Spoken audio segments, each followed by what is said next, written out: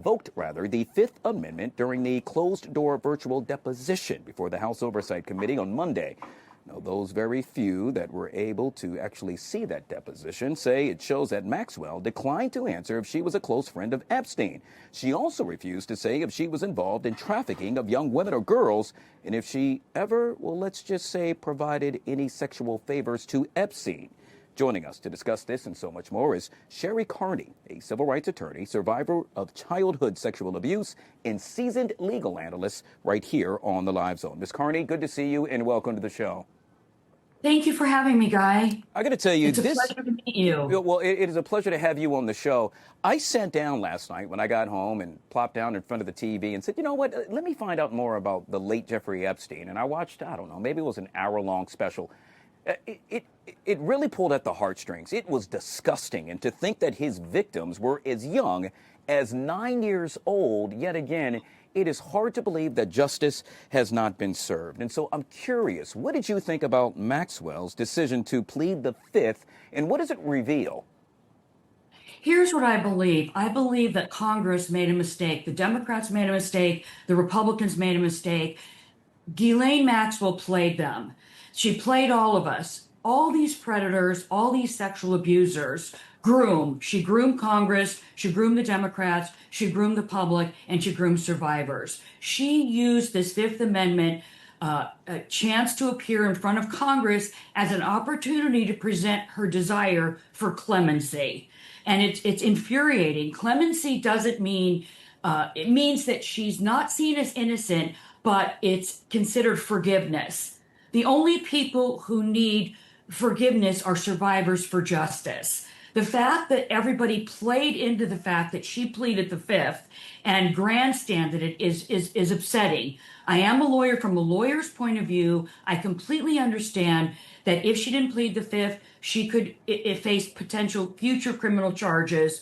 And also, she's got a writ of habeas corpus for her charges to be dropped and was worried about impacting that. But as a survivor and an advocate, I'm pretty upset and enraged that she has taken no accountability and played right into, I'll do this if you do that.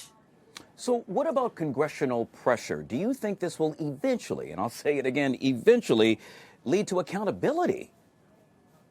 You know what, Guy? I'd love to say yes. My feeling is no. You're dealing with some of the wealthiest, most powerful, most influential individuals in the world, and everything is at stake in protecting them. You have 1,200 to 2,000 victims. 3 people have been held accountable or charged. You can't have child sex trafficking, child abuse, everything that's been going on, and charge 3 people in a worldwide sex trafficking disaster. My feeling is for survivors, and the silence from Ghislaine Maxwell is deafening, and it's deafening around the world because her silence, survivors are faced with silence, silence, silence. Don't tell, don't speak, don't remember.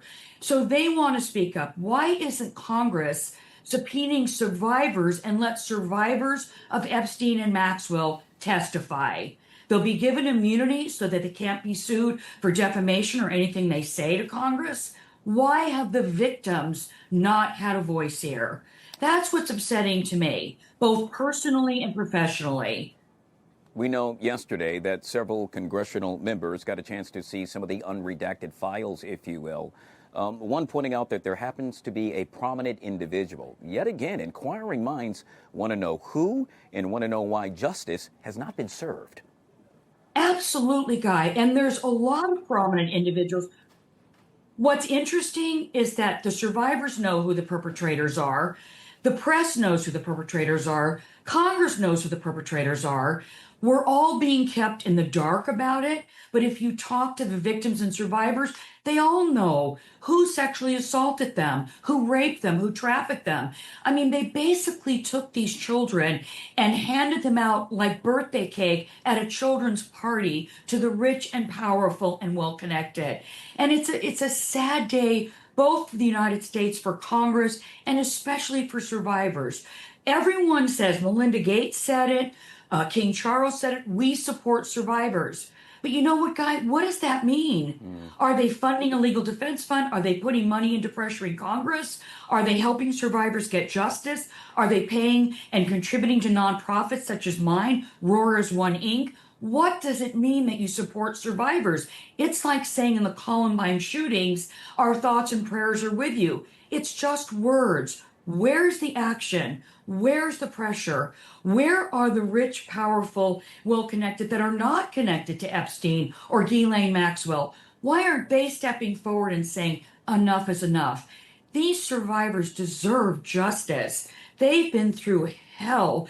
Ghislaine Maxwell is a sadistic torture. I knew Virginia Giuffre and her stories and our communication. It was horrifying what happened to her that has not yet hit the media. I mean, there was torture. There was all kinds of terrible things going on for children and women and teens, and it's disgraceful. Who are we as a country or a world? Are we a world that basically has a culture of pedophilia? Is that really what's underneath all of this? Because Ghislaine Maxwell is getting a free ride. She's in Club Fed. She take the prison warden is her secretary, answers her emails, lets her use a computer. No other inmate can eat if she's eating. I mean, she should be in a minimum, medium to high security prison for sexual offenders. And What that's why, is this? Yeah, it's truly disturbing. And I have said this time It's and time again. terrible.